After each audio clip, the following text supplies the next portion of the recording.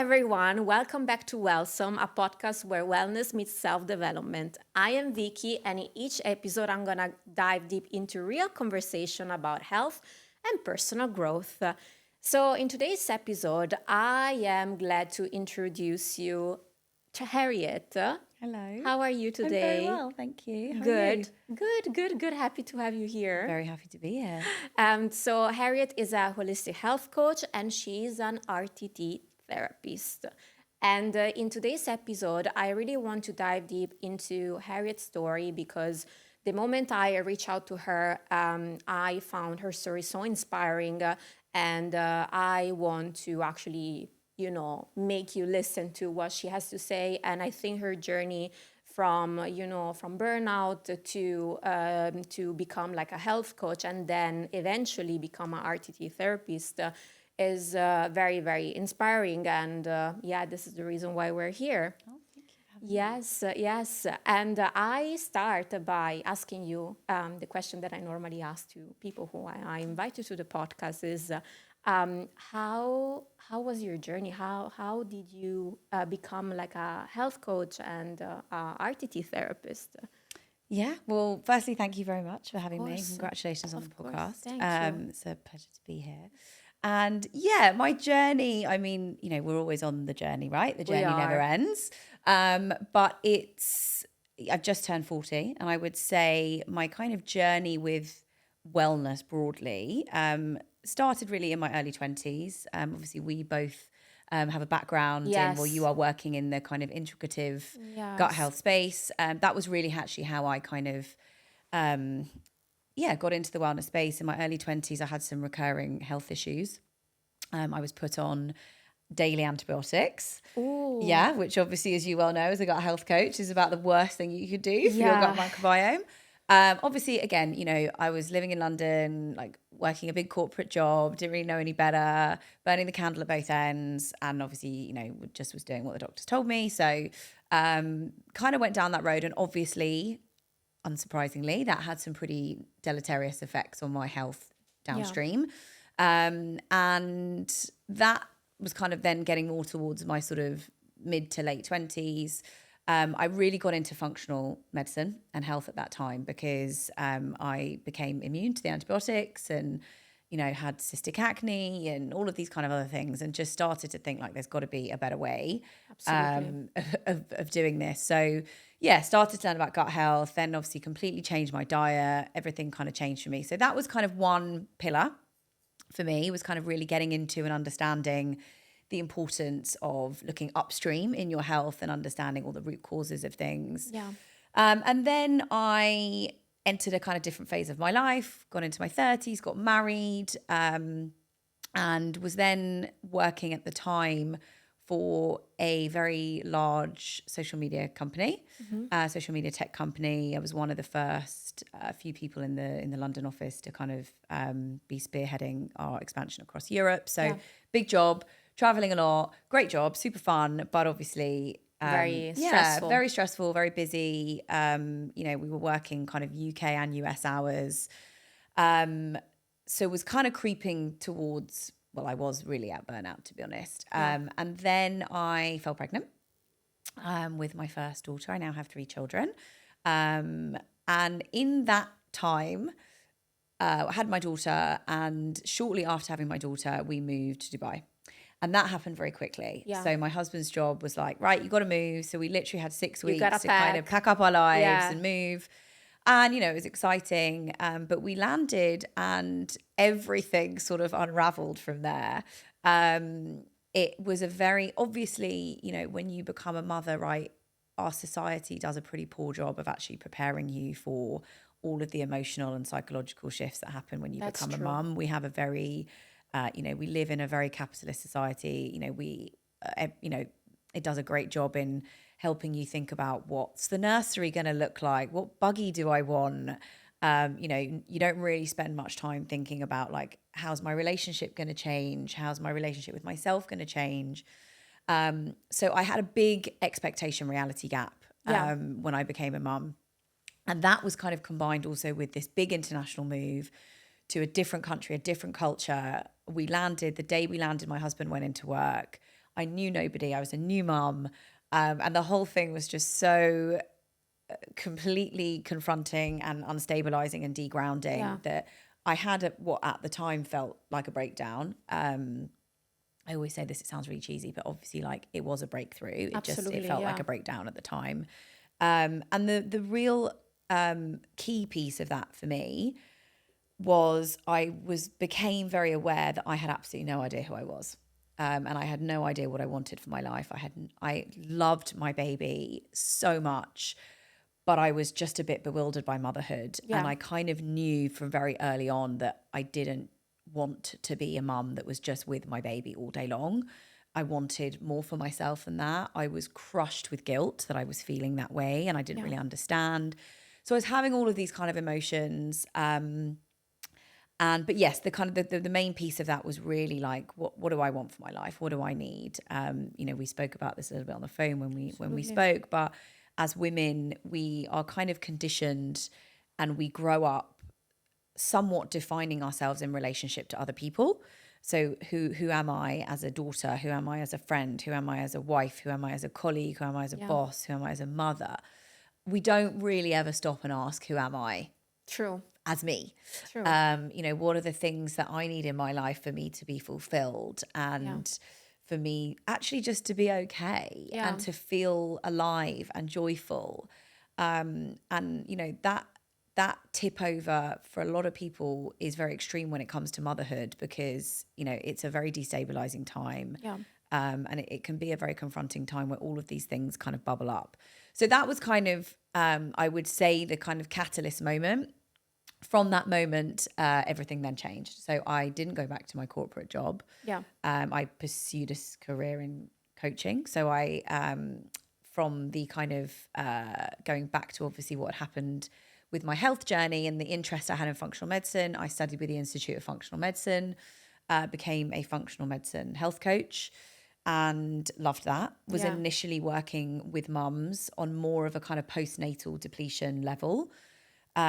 Again, loved that, but I became quite aware quite quickly that was really only answering one piece. This kind of, you wanted more for yourself. Yeah, I was like, there's support for women on the biological side of things, which is so important, right? Let's look at your hormones, let's look at your nutrition, let's look at your sleep. But what about the spiritual piece? What about like, how are you feeling mentally? What about the social piece? What's your network like? Yeah. Do you have support? Do you have a supportive partner? All of these other things, it's that kind of bio-psychosocial tripod, right? Like you have to be looking at each of these legs of the tripod, otherwise the whole thing is going to fall down. Yeah. So I then went on a kind of journey to then meet all those pieces. So I did a spiritual life coaching course. I did a motherhood studies qualification, which is looking at the sociology of motherhood and our beliefs around motherhood and how that impacts us. That's very interesting. I did RTT, obviously, which is much more of the subconscious level and looking at like the deeper held beliefs. Yeah. So all of those things kind of brought me to where I am now. That's amazing. Which is why I call myself a holistic life coach, right? Yeah. Because it's all of those pieces together. Sorry, that was quite a long-winded. No, I love that. Actually, I just want to question. also point out that when we're talking about holistic, we means that like the word holistic means holy, means every like kind of like whole. Yeah. So I love that you call yourself like a holistic life coach and health coach. Yeah. Because at the end of the day, you touch base so many things that I can actually say that you're basically helping a person one-on-one also to become like a whole. Yeah, exactly. And that was it. I was like, I don't really know like what to call myself because it's all of those pieces. Absolutely. It's the mental, it's the spiritual, it's the emotional, it's the physical. I don't touch on any really of the biological piece now in my coaching. I don't really work in that sphere anymore. And when I'm working with clients and it's very obvious that there are kind of, there's like additional supplementation or, nutritional changes that need to be made, I will refer out. But I will look at that as part of the puzzle. Yeah. So yes. Yeah, that's amazing. So you were mentioning that you had a moment where you felt kind of like burnout. And I wanted to ask you exactly about what happened in that moment. And do you think it was connected also to, the delivery that you had? Because I know that a lot of women sometimes after they deliver and they have a baby, they feel kind of like a postpartum depression, or yeah. like a moment where you feel like disoriented, that you really don't know where to fit or who Yeah. you are. So I just wanted to ask you if this was the moment for you, or the burnout started even before. Yeah, it's a great question. So look, I think the reality is, and I wish this answer were different, I've hit burnout a number of times in my life. I'm better at spotting the signs now. Which are the signs that you Well, the spotted? signs are very quiet. It creeps up on you quietly, right? And you know, for a lot of people, for me in particular, my main, I mean, the piece of burnout that happened obviously when I was kind of in that maelstrom of emotions and change, Yeah. for me was more of a disconnection from joy. Like I couldn't access really much emotion at all. Interesting. And that's often a sign, right? Is this Yeah. kind of, you know, you struggle to feel anything at all, really. You feel numb, you yeah, mean? the disconnection is just, it's so extreme. And that piece is where burnout can creep up very quietly because it happens very slowly. And again, It is. it doesn't happen over a year or 2 years. It actually happens over a lifetime as well. You know, again, for some women, this was my case, and I know a lot of women will resonate with this, but I was the quintessential people pleaser. You know, I was brought up kind of, and as women, we very often are brought up to not ruffle feathers and Yeah. be very polite and be very outward looking. And all of that kind of, you know, means that you subjugate your own needs and you silence your own voice a lot of the time. And all that does is it just ruptures your connection to your authentic self, like slowly and slowly and slowly. And then often what happens is you just get this ginormous, you know, rupture that happens, which can, you know, manifest in many different ways. It can manifest in a breakdown. It can manifest in, you know, health issues. It can manifest in, you know, lots of different things, right? It can manifest in addiction. It can, you know, these things have ways of expressing themselves because they will. Yeah.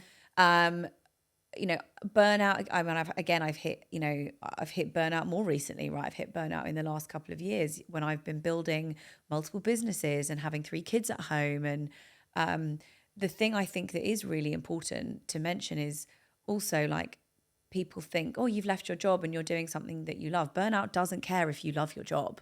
It doesn't care if you are pursuing your passion.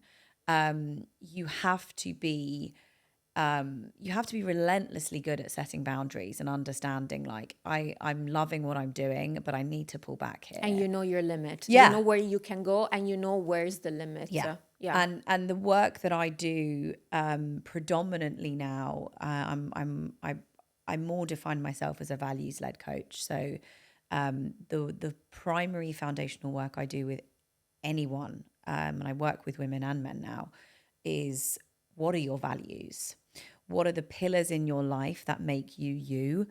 Take away everything else, take away all the external achievements, take away all the goalposts, take away all the hats that you wear and the labels that you have. What do you need in your life for you to feel fulfilled and to feel okay? And then we orient around those things and we use those things as a compass. And that is important when it comes to burnout, because you have to use that as a touchstone to recognizing, I'm going too far in one direction here, let's pull back. So I guess in answer to your original question, there was never any kind of, you know, it shows up in multiple different ways, burnout. Yeah. You know, it can show up in physical symptoms, obviously, lack of sleep, physical pain. I mean, more recently, the burnout issue that I was facing was I was building my businesses and I loved it. I love what I do. I have 2 wellness businesses. I run a luxury wellness retreat company and I have the Wellness Drop, which is a wellness community here in the UAE. And I was building those and I loved it. And it was so busy. And I have 3 kids at home and they are my life and they're my priority. And I'm trying to show up, you know, and be a present mum as well. And I just with throwing all these balls up in the air and trying to work out which ones are rubber, which ones can I drop, which ones are glass, which ones can I not afford to drop. And I kind of thought I was doing it. And I kept having this recurring issue in my neck that was like playing up and playing up and playing up. And I remember I went to the amazing physio here. And and she got me on the bed and she was like, your body is screaming burnout at me. She was like, it's like you've been to war. Wow. And it was one of those moments where I was like, this is wild, because I knew I was at capacity. But the moment she said it, I broke down in tears, because as women, sometimes we need someone to give us permission to feel a certain way. And that for me was like, okay, this has got to be the last time I do this. I've got 2 girls. I have 2 girls and a boy, but, you know, more specifically for my girls, I don't want to model this to them. Absolutely. So, you know, and that was only a couple of years ago, right? So we have all the tools, and even we fall into these things. Absolutely. Yeah, absolutely. I can say also that I completely agree when you're saying that actually the symptoms are kind of silent at the beginning, and then you have a moment where you have a haha moment, or at least this has happened to me as well. I was building like a startup with my co-founder 3 years ago. And then all of a sudden I went to the gym, and then I came back from the gym, and I swear I was blind, completely blind. And then I called the doctor because I could only see like stars in my eyes and like lamp, like it was very bad. I was like, oh my God, am I getting blind for something that I don't know? So he tested me, and then at some point he looked at me and he tested and he took my blood and everything. And then after 2 days, he checked all the values and the levels, etc. I was like, you have nothing, but I need to tell you something. You are burnout. You are like exhausted. Running on empty. And I think I just needed to realize before that this was not my call, because I was basically working for something that I was not really resonating with myself. And after that, I could, you know, sell my shares and start new things. But I needed him to tell me, Viky, you're, zero battery, you know. And I wish that story was surprising to me. Like, I cannot tell you the amount of women that I have spoken to, that I have had in, you know, my clients who have come to me and they're like, I'm so dizzy. Like, I'm dizzy all the time. And they go, and I'm like, you're burnt out. You know, we are, as women, sadly, very, very disconnected from our bodies. And again, that's partly because that's how we've been brought up, but it's also partly because of the world that we live in. You know, particularly here in Dubai. It's the reason why I started the Connected Collective. All of the work that we do in the Connected Collective is we create spaces that are very nervous system regulating. You just put down everything that you carry and listen to your body. And the more you can start to do that, the less burnout creeps up on you. So now I have a toolkit of, you know, I every morning I take 10 minutes, and my husband goes downstairs and he gets the kids ready for school, and I have 10 minutes, that's all. And I lie on my bed. Sometimes I listen to a meditation. Sometimes I just am in silence. And that's enough to resource me for the day. To reset But when we don't system. do that, right, it builds up and it builds up. And it's like this analogy of, right, you know, we've got this backpack with rocks in, and slowly, like maybe a little pebble one day, maybe it's a big rock another day, little pebble, and then one day someone adds a pebble to that and you're like, oh, like I'm done. And then you crash. And you know, we've got to get better at like putting it down, taking some stuff out, putting it back on again. You know, and that can only be done through having spaces and practices and you know, just toolkits, right? And it doesn't need to be, you don't need to go on a retreat. I mean, if you want to come on a retreat, you can. But you know, you can do that. You can, you know, sit down in the bathroom for 5 minutes and breathe. You know, we have everything we need right here. Sometimes it's just like sometimes it's just like you need to acknowledge what you need. And for example, maybe for you just need this 10 minutes that can really like set your day in a good way. It's enough. It's enough. And not even 10 minutes actually, by the way, like 5 minutes, 3 minutes, anything is better just than for nothing. Just for you. Just to calm your body, to tell, you know, the issue is, right, that our brain still thinks we're in caveman times, right? And we're running from a tiger. You know, every time we get a ping on our Apple Watch or an email or we're stuck in traffic, you know, we're telling our brain like I'm under threat. You know, all you need to do is just take 30 seconds to tell your body like, I'm safe. I'm Yes. okay. I've got this. Yes. And, you keep going. Yes.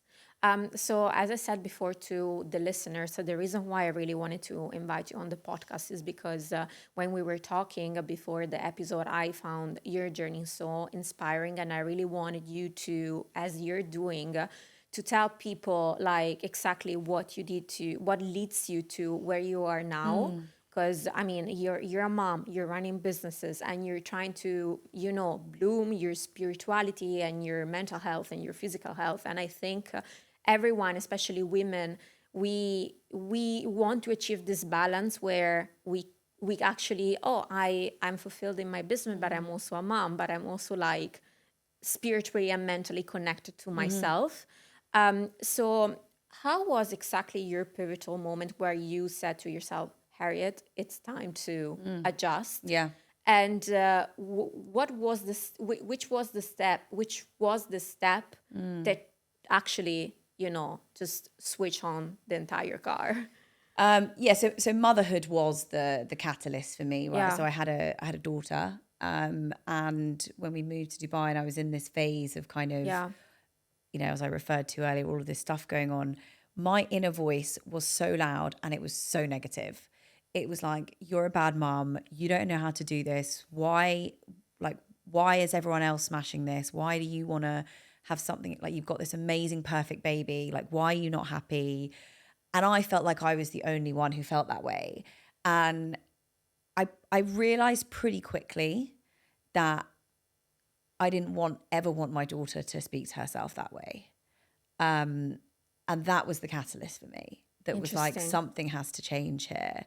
Because you wanted to give him like a good example, because you didn't want them to feel this way in the future. Yeah, like I was like, I think we have a natural bias towards the negative. Again, it's like a bit of an evolutionary hangover, right? From when we're cavemen, our bias is always to look for the negative, right? It's a survival mechanism. The issue is we've moved on. We're not in caveman times anymore. There's not a wild boar around every corner. But our brain is still telling us to look out for those things. Yeah. And the issue is we've turned that lens on ourselves. And instead of looking for all the great things that we're doing and all the amazing things we're doing, we're looking for all the ways that we could have done it better. Yeah. All the bad things enough. we did. Yeah, 100%. And so my mission became, inspired by my daughter, was to help myself and to help every woman remember that they are enough just for being. And that was kind of also where the RTT piece came in, right? Because that very deeply held belief of I'm not enough is so deeply ingrained in us. By the way, not just as women. It's the one thing that combines us as humans. I think it's kind of universal. Oh, it is universal. Especially it's a universal nowadays. trait. We all we all deep down somewhere believe that we're not enough, and that belief shows up. It can.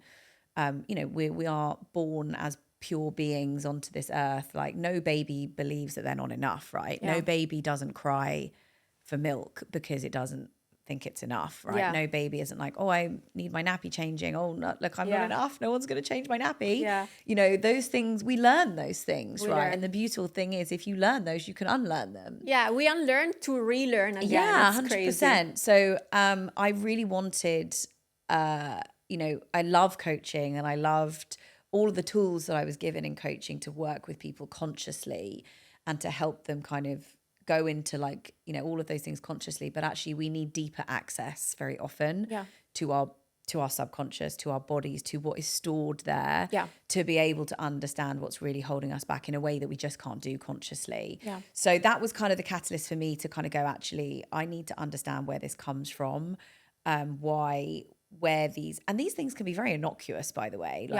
Oftentimes they do come from trauma, and that could be abuse or neglect, but very often it could be a teacher telling you, you're not good enough at that. Or it could be your parent making a very innocuous comment one time about your sister being better at something than you. True. These little things lodge, they lodge, and then what happens is society reinforces them. This is particularly relevant and prevalent for women because obviously our society has beauty standards and relationship ideals and all of these ways that these messages of like, you're not enough is reinforced. Yeah. So my mission and my kind of goal very much became to help women rewire that voice, right? And help them understand like, no, you are enough. Even on the days that you don't feel like it. And to also really help them live a life that feels like their own. Yeah. You know, Authentic self. Yeah, you deserve that life. And what does that look like for you? So that's kind of where the combination of my work really blends. Yeah, I found it very amazing, very holistic, as you said Yeah, at the beginning. it's Very holistic. Yeah. So for people actually that they don't know what RTT is, and I'm sure that at this point they're super curious to know what it is. What is RTT? Tell us. So RTT stands for Rapid Transformational Therapy. It was created by an amazing woman called Marissa Peer. She actually lives here in Dubai now. So she, I think a lot of people are hearing about it now in Dubai, which is amazing. Marissa, if you want to come to the podcast, you're more than invited. Yeah, she's an incredible woman, and she does a lot of events here in Dubai. So she created RTT, and she, you know, I've met her a number of times. Obviously, I've studied with her, and she always talks about, you know, why she created RTT, and it was because, you know, you have a pain in your shoulder, you know, like I have a pain in my neck, I go to the physio, right? And she was kind of a bit frustrated with the fact that like people were spending like their whole lives in therapy trying to get to the root of their issues. And, you know, she had a background in hypnotherapy, and so she created RTT really as a very rapid way to get to the root of issues. And I remember that I heard about it through a friend who had a session, and it was like a light bulb went on for me, and I was like, this is the missing piece for me. This is what I need. And I remember doing the training, and I was like, wow, this is just incredible. Like, how do more people not know about this? And so essentially it's a blend of a number of different modalities. So it uses hypnotherapy as kind of the vehicle, but it uses a blend of CBT, like techniques from CBT, NLP. It's very neuroscience based. A little bit of manifestation in there, right? Repetition, I guess. guess. Exactly, which is kind of the, you know, rewiring the neural pathways, kind of, again, that's sort of traditional kind of hypnotherapy, but it's very unique. And it is as the, you know, that's what it kind of says on the tin a little bit. It can be very rapid. So for a number of people, depending on what you want to work on, and depending on how deeply rooted your issues are, you know, generally most people need anything from 1 to 3 sessions. It is extremely powerful because you really get to the root. You firstly get a lot of awareness, right, of, you know, when you hit any kind of sticking pattern in life, right, and you can't seem to get past it. And, you know, I hear this all the time. This is just the way I am. Like, I've tried this. This is just the way I am. It's always like a flag of like, no, somewhere there is something stewing and a reason for this. Let's go in, let's understand where this comes from. Once you can bring awareness and light to that, you can very, very gently and very gratefully start to understand like why it exists. Every single part of us that exists in our lives, all the parts that we hate, the anxious parts, the controlling parts, the fearful parts, the avoidant parts, whatever it is, they were created at a point in time to protect us and to keep us safe. It's a defense mechanism. Yes, and you know, very often they just want to be. It's always like I always tell my clients to watch that movie, The Inside Out. If you've got kids, you've probably watched it. But it's a beautiful movie about, you know, your emotions, and I always, you know, reference this is what these parts of us are like, right? They're trying to help us actually, and actually when you start to meet them in a different light, and meet them with love and with gratitude, you just shift your relationship with them. And that alone, by the way, can revolutionize. I do specialize in anxiety, anxiety and self-worth. That's kind of my area that I love working with because it's my story. That was my background.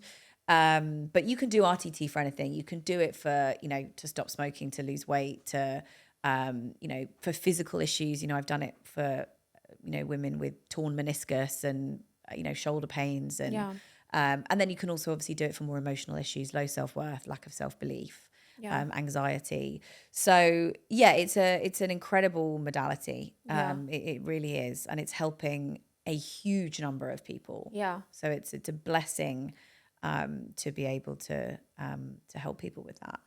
Have you tried RTT yourself? Of course. Yeah, of course. So you mean you have to, when you go through the program, you have to have a lot of sessions on yourself. So you obviously do a vast number of sessions as a practitioner before you of course train, and you have to obviously have a vast number of sessions on yourself. And I remember the first session that I did, and partly I was a little bit skeptical of RTT because I have basically next to no childhood memories. I always was like, why is everyone talking about their childhood? Like, I literally don't remember anything. Yeah.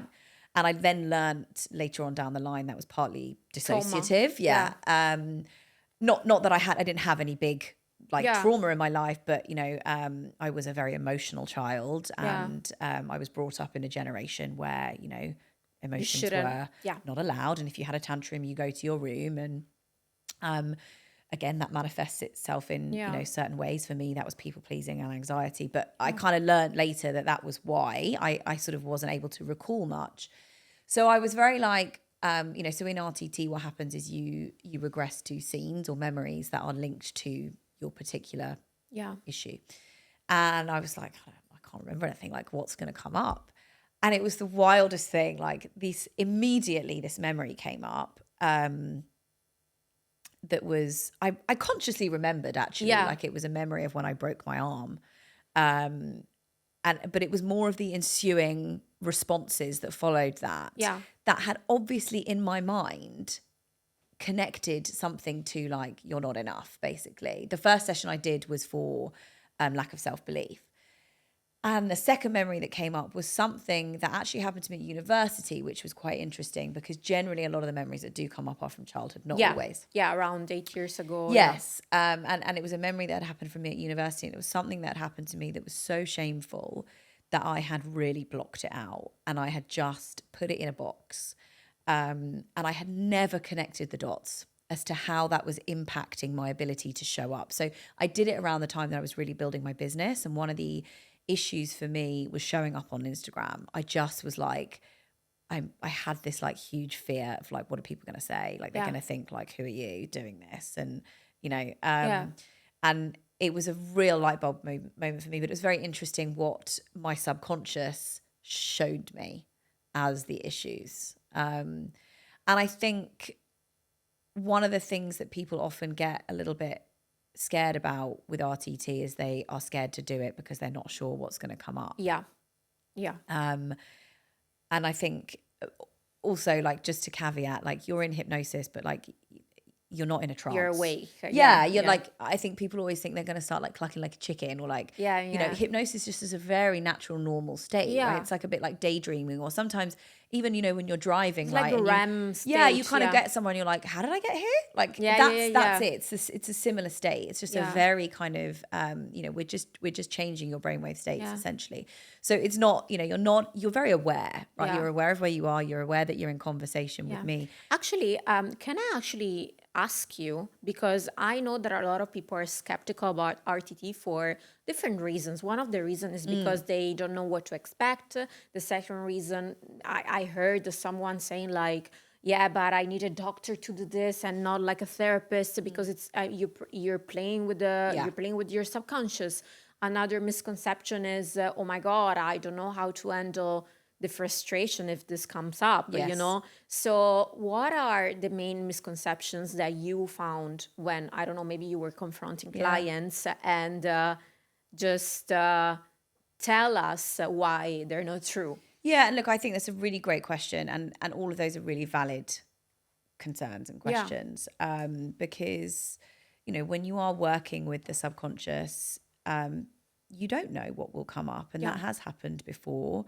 And look, the first thing I will say is that RTT practitioners and or therapists are trained to deal with this, right? Yeah. So it's a very intensive program, and you are given the skills to deal with people and support people in a way that holds them through that process. Yeah.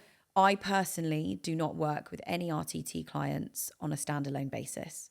So partly for that reason. So I only work with RTT clients on a package. So by that, I mean, you can go and have a standalone RTT session, which is whereby you have a discovery call, you have the session, and then you have your recording that you go and listen to. I only work with clients on a basis where I follow up with them for 2 sessions, coaching sessions following. Makes sense. Partly because I want to know how everything is being integrated. Yeah. And to be able to support them in a way that helps them integrate any shifts. Yeah. And again, sometimes people have an RTT session and they're like, amazing, great, I feel lighter.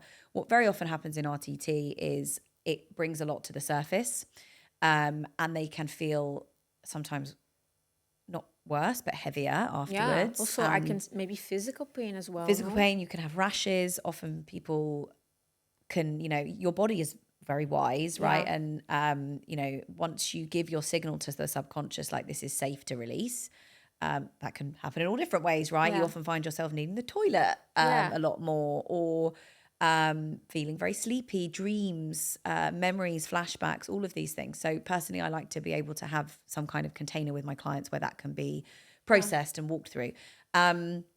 But so firstly to say, like, all RTT practitioners and therapists are trained to deal with that. Yeah. The second thing I think to say is for anyone who's concerned is your subconscious will only show you what you're ready to process. And that's a great thing. So oftentimes when people come to me and they're like, after a session, they're like, is this normal? Like I'm having all these memories or I've been sleeping and I feel really low. I'm like, yes. Because actually this is a wonderful thing.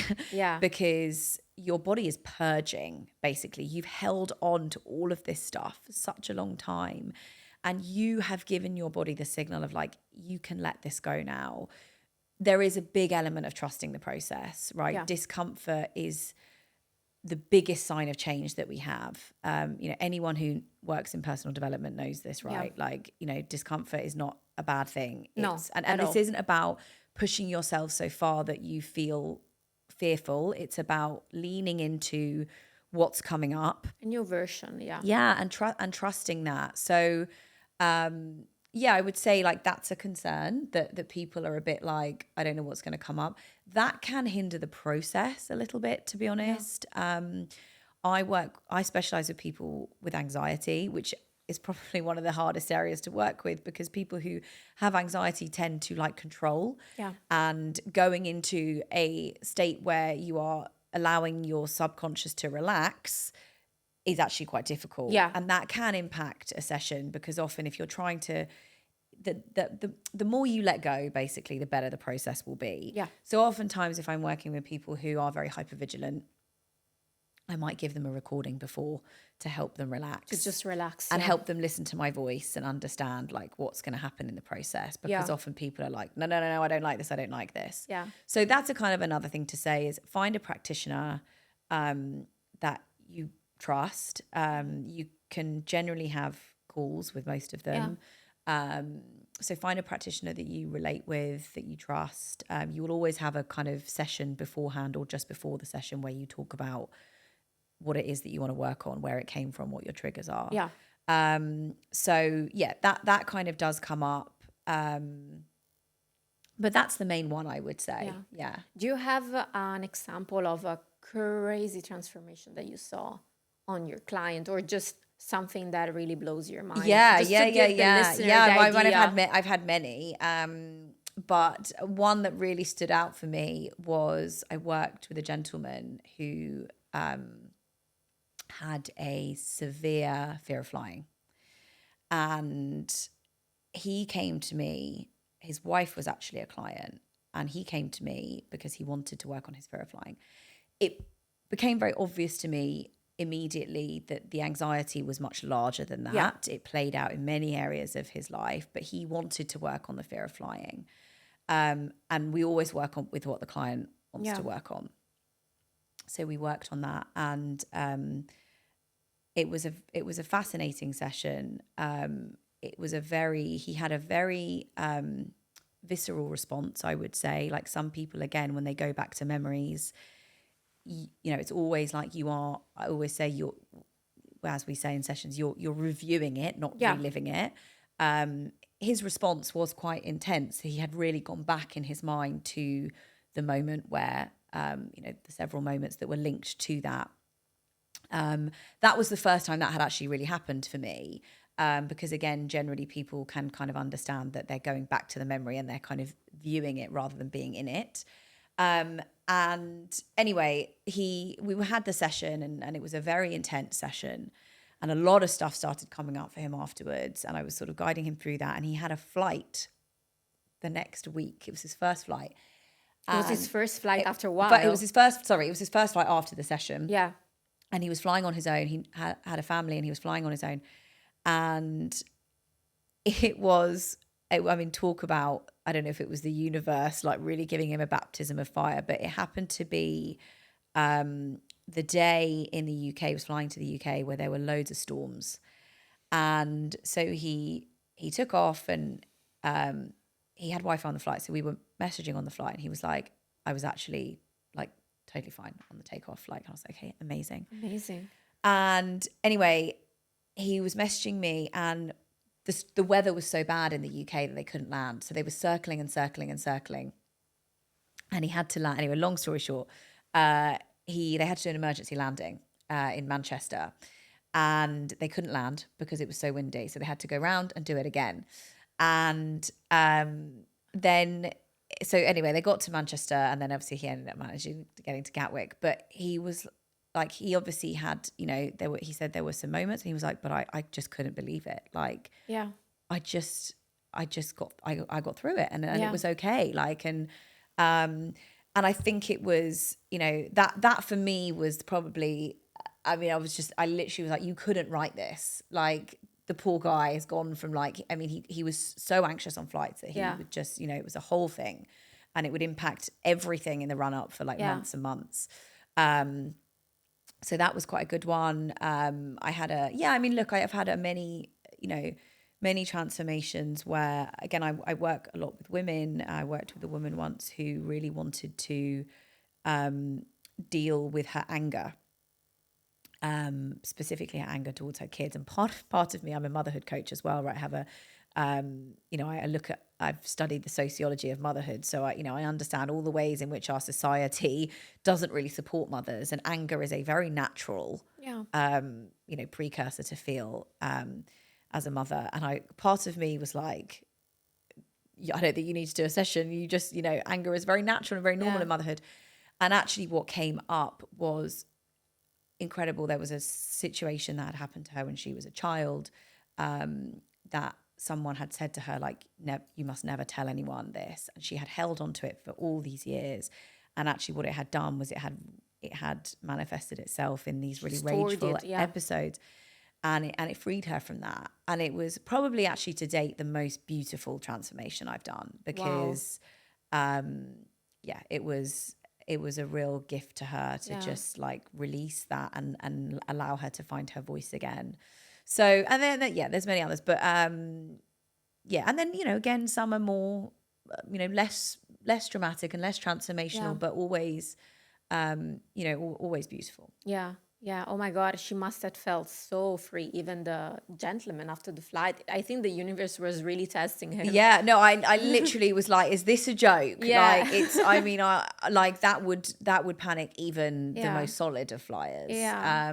And he did amazingly. And look, he wasn't like, oh, I'm great and I'm happy, but I was just so impressed with him. He sent me a selfie when he landed, smiling, and it was great. Wow. It's so beautiful when you actually that you have helped someone in getting through something that you thought, okay, I will ever, like, I will keep my fear. Yeah. And look, I think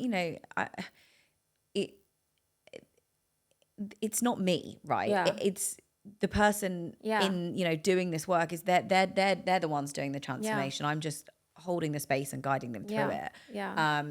And there are lots of now incredible RTT practitioners and therapists that are here in Dubai. So I'm really thrilled that people are hearing more about it. And thank you for doing podcasts like this, right, that raise awareness to it as well. So Of course. yeah. No, I'm happy that actually you're sharing this because I mean, I'm familiar with RTT, but just because, I mean, I think when you're in the field of wellness, you heard of it or you tried it, actually very close to try it, but I might actually reach out to you to do that. No, for sure. Let's But I discuss. actually wanted you to talk about it because I'm sure that there are so many people that maybe they want to work on something, but they feel stuck. Yeah. Because maybe they're not going that deep. Yeah. And that's the reason why I wanted them to feel like that not only if you go to the right therapist, in this case, Harriet, I will recommend her for sure, you feel safe to just open up, but also you can really work deeper and deeper and deeper. Yeah, I think it always reminds me of that saying, right? The cave you fear to enter holds the treasure you seek. Yeah. You know, I think if you feel like, look, you have to trust your body. You know, I've had people come to me before and know that they've got trauma that needs to be unpacked. Yeah. And I will always say to them, like, maybe, I don't know, maybe not everyone does this, but for me, I would always say, like, I think you need to trust when the right time is to do it. Yeah. I don't ever want to force someone into something. So I think you have to trust the wisdom of your body to know, like, now is the right time. Yeah. And also trust that on the other side of that is something very beautiful. Yeah. Yeah. Yeah, amazing. And I just wanted to ask you now, because we're touch base pretty much all of your journey from, the pivotal moment to the motherhood, and then all the work that you've done on yourself, but also for other people, the RTT. And I just want to also ask you right now if you have found the balance between, being an entrepreneur and a mom and a beautiful therapist, and which kind of advice would you give to women or even men, like, because maybe they're struggling with balance, but in other, maybe not in motherhood, but maybe in parenthood in general. Which kind of advice would you give them if they really, like you were talking about setting boundaries and know your limits, and it's all about, it's all focused on your valuing coaching that you're doing, which I find amazing. Do you have practical advices on lead them to where you are? And of course, I guess you're not perfect as we are not. We have moments, right? But I think that your journey can actually, give them inspiration that it's actually possible to do that. Well, I'm laughing and I'm smirking because I hate the word balance. Yeah. And I think, tell me about it. I think we need to stop telling women particularly that balance as people think it is exists, because the reality is it doesn't. The reality is balance looks like a daily recalibration, right? It's not like women can have it all, just not at the same time. Okay. And I think I have 3 kids, I have 2 businesses, I have a marriage, I have friends, I cannot give everything in equal proportion to those things in my life at the same time. Yeah. And that's where the values piece comes in, right? Yeah. I know what my values are, and I know, so for example, I always use this like kind of analogy of like burners on a stove, right? I can't turn up all of my burners at one time because I'm either going to burn the house down or I'm going to run out of gas really quickly. Yeah. So it's about recognizing like which of those burners needs to be on at this time. Okay, you know what? I need to focus right now on my business. And actually that means that maybe I might not be so present at home, or I might not be so present for my friends. And that's okay, because this is really important to me. And then recognizing, you know what? I've gone a little bit too far here. Let's dial back here. Let's turn that burner down and let's turn this one up. It's like an orchestra. It is. It's exactly what it is. It's a daily recalibration, right? That is what balance is. At least that's what balance is to me. And I really think we have to stop selling this myth of balance, because I think it's damaging women. I love that you said that. I really do feel that. And I know not everyone's going to agree with me. Balance also massively comes down to, like, again, what your system and support looks like around you. It comes down to your socioeconomic status, comes down to the level of support you have. It comes down to the social structures you find yourself in. Yeah. Obviously, here in the UAE, we have much better social infrastructure for childcare. But even then, right, I have full-time help at home. My husband works at home. I'm still every single day working out, where do I need to be today? Who needs me most today? Yeah. And I'm sorry if that's not the answer that people want to hear. But it is the reality but it's still beautiful, right? I know, connection for me, connection and growth are two of my core values, right? So growth's been a big one for me the last year, right? I've been very focused on growing my businesses. My businesses are also rooted in my values, right? Yeah. So my retreat business is called the Connected Collective because it helps women connect into themselves and to other people. So that's a really important focus for me. And I've been very focused on building that. And then, this is a real example. About 6 months ago, I was very busy and I was sat down with my daughter, and she's 6, and I was on my phone, and she said, Mummy, you're always on your phone. And it was like, oof, obviously It's immediately felt guilty, but I should have felt guilty because that matters to me, because connection matters to me and I need to be connected to my children. So that was a sign for me of okay, compassionately, I acknowledge that actually I haven't done great there. And you know what? I'll change some things. I'll put some boundaries in place. I'm going to turn this down and I'm going to focus here. That is balance. Without guilt, I would add. Yeah, or guilt. Guilt is a very useful emotion, right? It helps you understand. It's either telling you one of two things. One, you violated yourself against some standard that you hold yourself to, or you violated a standard that society set for you. You need to ask yourself which it is. If it's a societal expectation, you just go, sorry, no, it doesn't matter to me. I see that that's just society putting these unrelenting pressures on me. Yeah. I'm going to push back on that. If it's something that matters to you and actually you want to show up in that way as a woman, a friend, a person, if your friend's calling you out because you haven't been there for her and actually that matters to you, you can use that and go, okay, actually maybe that's helpful for me to know I've pushed too hard in this area. So guilt's always going to be there. But it just, again, when you know your values, you can use it to bring yourself closer to yourself and go, okay, guilt, actually, thank you. That was quite helpful. And I'm going to thank you for that. And I'm going to make a change. Yeah. Or you can go, thanks, guilt, but no, not today. See you later. Yes. I love that. I love this approach. So sorry, I know it was a great question. I'm glad you asked it. Yeah. I'm very passionate about that topic and I could do a whole podcast on balance. No, I love that. Actually, you know what? I've never really heard anyone talking about, balance from this point of view. Yeah. And I'm glad that you brought it out because I think, as I said always in the intro, we're going to bring a real conversation about health and personal growth. And we need to be also realistic on the potential that we have, but also not.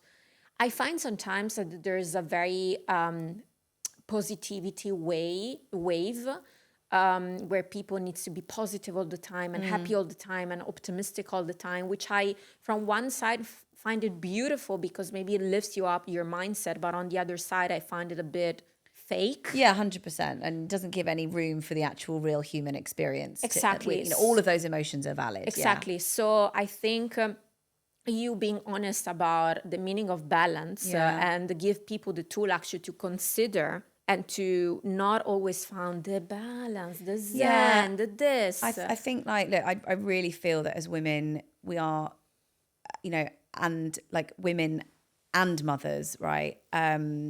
We are really in such uncharted waters as a modern generation, right? Yeah. We're going to be known as generation transition. Everyone alive today will be known as people who lived through the transition of social media, of AI. No one else has done that. Yeah. And as women, we have all of these very, very outdated societal expectations from, 1950s, post-war, housewife, domesticity, be all of these things to all of these people and have a career and show up for your friends and look amazing, by the way. Yes. And have a Pinterest-worthy home and do it all whilst never complaining. Yeah. And we've somehow marinated and internalized all of these beliefs and we're carrying them and holding them as individual failings, whereas actually it's not. It's just the society and the world and the media and the culture and the structures at large. So I think sometimes calling that out and going, it's not you, you are holding so much, and you are one person, and you are not built to do this. Yeah. Is very freeing for women. Yes. And I think it helps them understand. And that's why that is the work that I do. I help women understand, what do you want to carry?